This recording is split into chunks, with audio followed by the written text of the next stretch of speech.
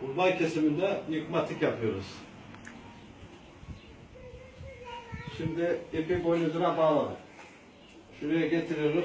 Kolun arkasına. Hasan alttan veriyorsun bana. Aldık ipi. Altından geçiriyoruz. Azıcık sıktırıyoruz. Şöyle oldu. Şimdi böyle getiriyoruz. Buradan tekrar alttan veriyorsun Hasan. Tekrar bunu ipin altından alıyoruz. Ve biraz da gerdiriyoruz şöyle. Sırtının hizasında olmak şartıyla.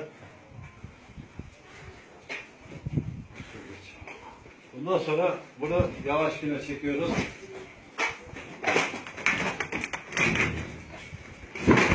Evet.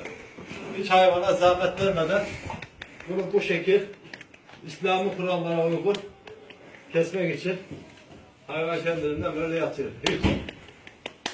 Bismillah, Allahu Ekber, Allahu Ekber, La ilahe illallah, Allahu Ekber, Allahu Ekber ve lillahil hamd. Tamam.